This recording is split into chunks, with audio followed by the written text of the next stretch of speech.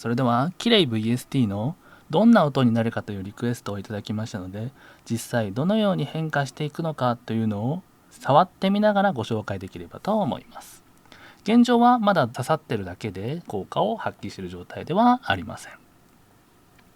まず第一にノイズリダクションですね。ノイズを減衰させるものとなっております。現状僕が喋らないとこのマイクの下の緑のゲージがふわふわふわふわ動いてますね。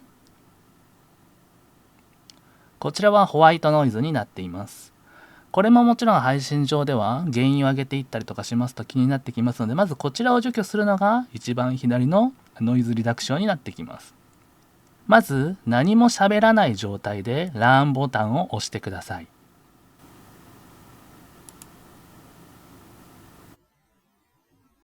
すると今自動的にスッと下がったのが分かりましたでしょうか。はい、今こちらで50%、使ってるんですけれども、この状態で各あなたのご家庭やあなたの環境のホワイトノイズを覚えてくれます。その状態でおすすめとしては 70% ぐらいまで上げていただくといいかなと思いますね。次にちょっとしたちっちゃいノイズですね。ちっちゃいノイズとかを消したい場合はこのゲートもオンにしていただきますと、さらに安心して、配信をできるのかなと思います。次ですね。コンプレッサーです。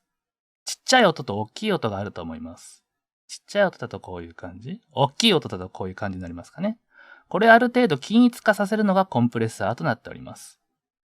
均一化させると、常にこれぐらいの黄色ゾーンぐらいですね。今黄色からちょっとレッドに刺さるぐらいで常に変化するようになってくれます。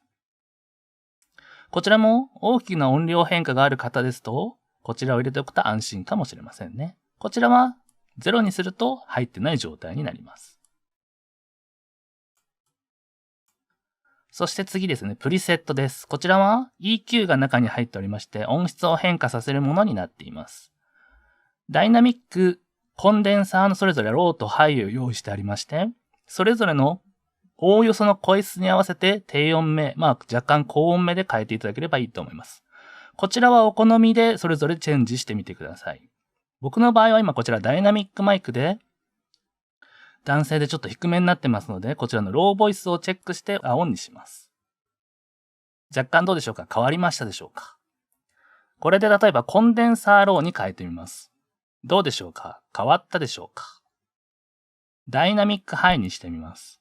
どうでしょうか？変わりましたでしょうか？コンデンサーハイ、どうでしょうか？変化はありますでしょうか？こちらはそれぞれの声質とそれぞれのダイナミックやコンデンサーによって合う合わないが出てくるかと思いますので、それぞれ試してみてください。かつ、例えば AG03 といったような DSP と呼ばれるインターフェース側等で音作りをされている方は、こちらはオフで問題ありません。そして最後が原因ですね。音量を稼ぐところになっています。おすすめとしましては、やはり配信される方は、なるべく大きく音を稼いだ方がいいと思いますので、この黄色ゾーンからレッドゾーンにちょっと差し掛かるぐらいがおすすめの音量となっております。今僕は割と黄色からレッドゾーンに入ってるんですけども、もうちょっと欲しいので、ここで若干上げてみましょう。常に赤ゾーンに入りましたね。これぐらいであれば、割とすぐ配信上では結構音量が出ておりますので、どんなリスナー様にも聞きやすくなってるんじゃないかなと思います。特に音量を稼ぐ理由としましては、やはり CM に負けない音量というのは大事になってきますので、しっかりと音量を稼いでいきましょう。そして、これだけ音量を稼ぐと、やはり音割れが気になってくるかと思いますが、見ていただくとわかるんですけれども、下に書いてあるマイナス5よりちょっと上のところで止まりますね。こちら中にリミッターという音割れを防ぐ機構を内蔵しております。ですので、最大限いっても音割れすることはありません。常に黄色ゾーンから少しレッドゾーンに入るぐらいのゲイン設定にしていれば、音質的にも問題はないかなと思います。そしてかなり音量がちっちゃい方ですね。音量がちっちゃい方向け、もともとちょっと緑色から黄色に入るぐらいの方だと、ここにブーストボタンがありますので、まずブーストを押すだけでかなり音量が稼げます。この後でゲインを押していただいても構いません。以上が綺麗 VST の簡単な説明となっております。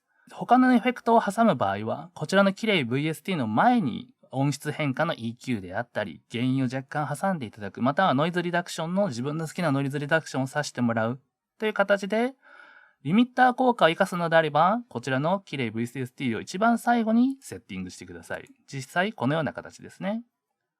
こちらに何かプラスをするとしても、先に原因を入れていただいて、最後にこちらの綺麗 VST が入っている、プラグインホストという順番にしていただければ問題ないかと思います。以上で簡単ですが説明になります。ご視聴ありがとうございました。ぜひお手に取ってみてください。